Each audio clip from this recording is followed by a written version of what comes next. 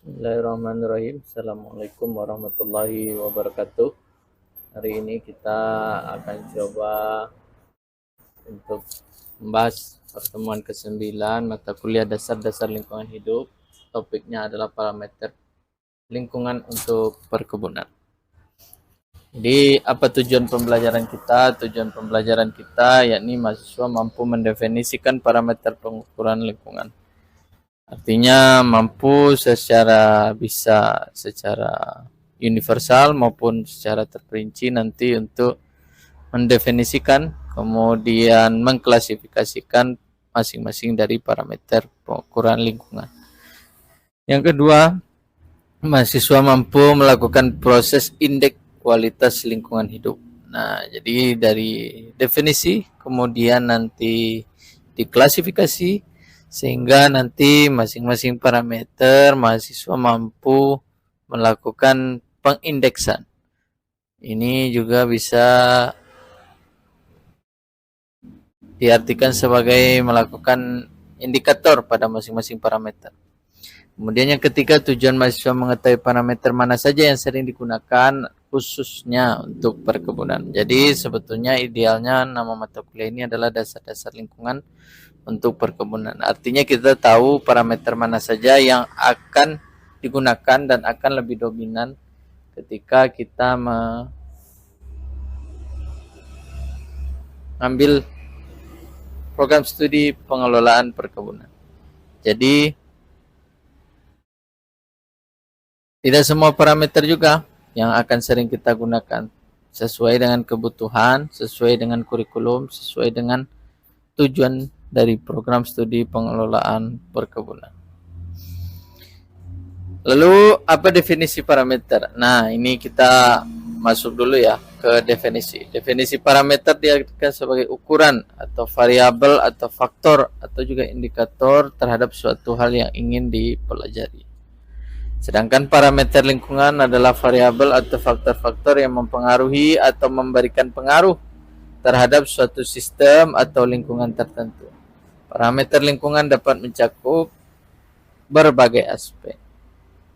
Maka segala sesuatu yang dapat diukur merupakan parameter. Namun parameter lingkungan hanya berkisar pada aktivitas lingkungan yang melibatkan 3 komponen. Nah, kira-kira masih ingat belum?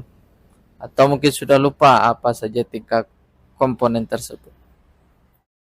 Sebetulnya dalam ini harusnya di awal pembelajaran, maksudnya komponen ada abiotik, ada biotik, kemudian terakhir ada sosial.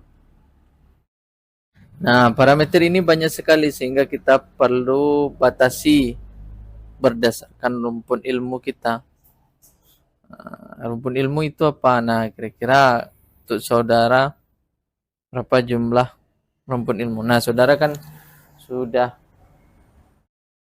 masuk ke dunia perkuliahan ya, sudah memilih jurusannya apa, program studinya apa. Jadi dari situ harusnya tahu berapa banyak jumlah rumpun ilmu. Rumpun ilmu itu ada yang kategori rumpun ilmu induk, ada rumpun ilmu yang merupakan turunan dari rumpun ilmu induk. Apakah jumlahnya 3, 5, 8, 15 atau 50? Jumlahnya hampir ratusan.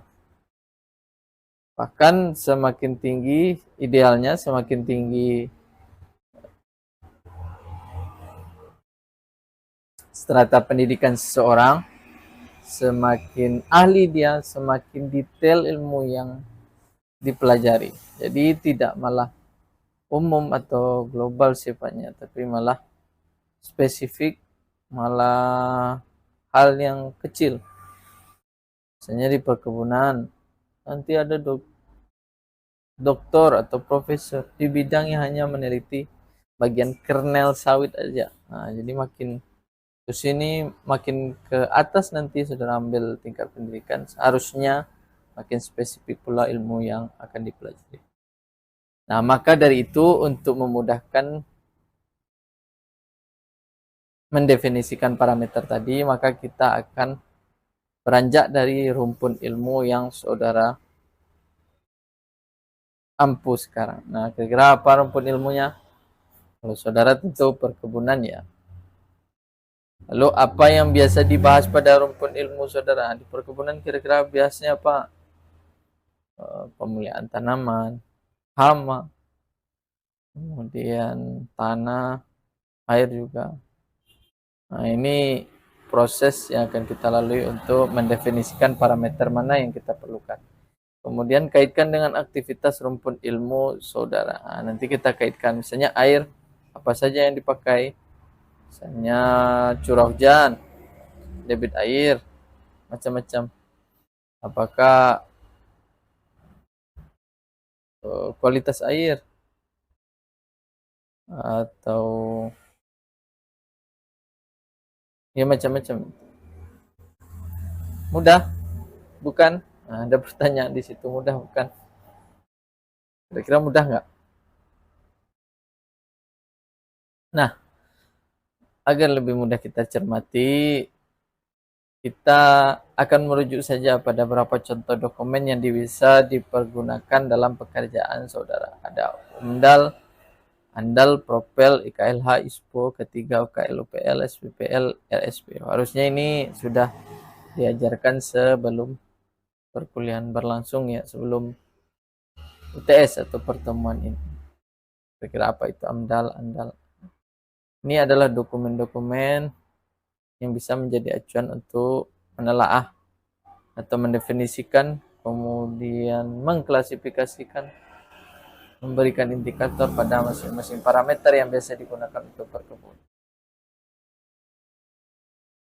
Maka langsung kita praktek ya, ini adalah link untuk saudara praktek. Kira-kira begitu. Minggu depan kita akan masuk ke topik pencemaran lingkungan. Sekian saja, mudah-mudahan bisa dipahami.